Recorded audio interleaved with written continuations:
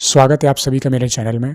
आज मैं बात करने जा रहा हूँ मुफ्ती शमैल जी ने जो भी हाल ही डिबेट में आर्गुमेंट्स दिए थे, मैं उसका काउंटर जवाब देने की कोशिश करूँगा। तो चलिए शुरू करते हैं।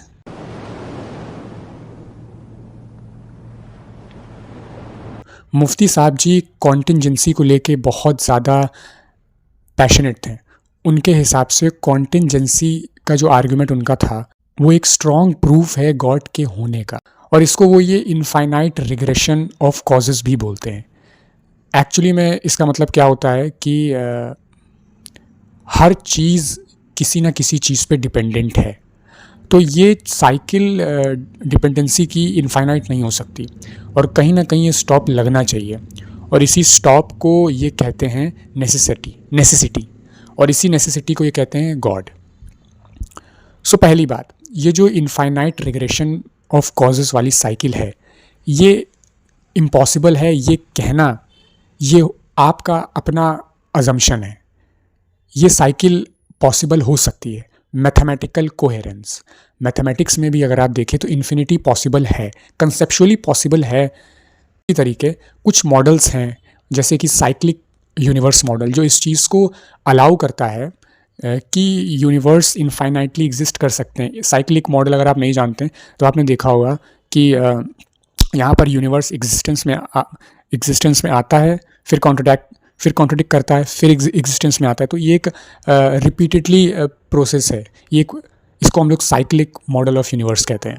दूसरा मल्टीवर्स में ये है कि ऐसे अनंत ब्रह्मांड है, तो इसके हिसाब से भी यूनिवर्स इटर्नल है, अपना कोई फाइनल या फिक्स यूनिवर्स नहीं ना। और ये यूनिवर्स है, ये बस एक चांस है। तो ये दो मॉडल्स ऐसे हैं जो इस चीज़ को अलाउ करते हैं कि यूनिवर्स इन्फिनिट हो सकता है। मान लेते हैं कि हाँ, infinite regression of causes impossible है, ठीक है। ये मान लेते हैं कि हाँ भाई वो पॉसिबल नहीं है और हमें किसी नेसेसिटी की ज़रूरत है, कहीं ना कहीं रुकने की ज़रूरत है। तो इसमें अब एक चैलेंज ये आता है।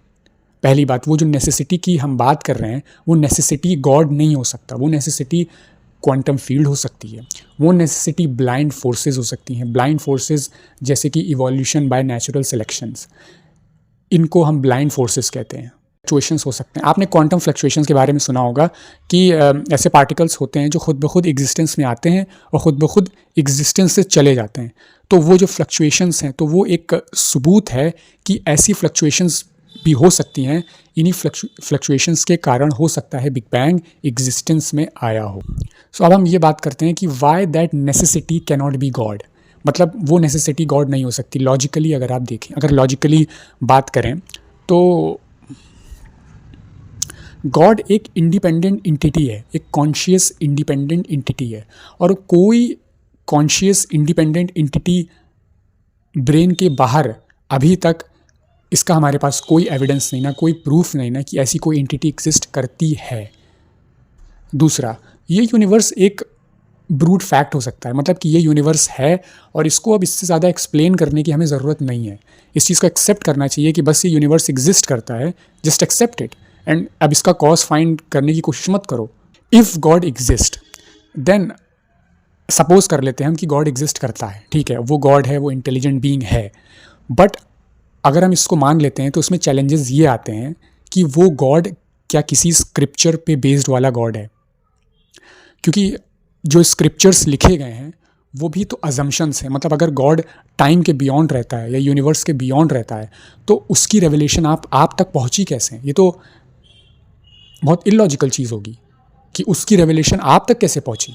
वो तो टाइम के बियॉन्ड है, वो तो यूनिवर्स के बियॉन्ड है। दूसरा, अगर कोई एक ऐसी एंटिटी है तो आपको नहीं पता वो कौन है, उसके मॉरल वैल्यूज़ क्या हैं, उसके मॉरल रूल्स क्या हैं, और आपका रिलीजन बस आपके अपने अजम्पशन पे बेस्ड है, और जो असली खुदा है उसके बारे में किसी को नहीं पता वो क्या है, कौन है। तो कंक्लूजन ये निकलता है कि इन्फिनिट रिग्रेशन ऑफ कॉजेज़ कोई इम्पॉसिबल चीज़ नहीं, ये पॉसिबल हो सकता है। जो इसको इम्पॉसिबल कह रहे हैं वो सिर्फ उनका खुद का अजम्पशन है। दूसरा, कि अगर ये पॉसिबल भी है तो वो जो नेसेसिटी है वो कुछ भी हो सकती है, वो क्वांटम फील्ड्स हो सकती हैं, वो ब्लाइंड फोर्सेस हो सकती हैं।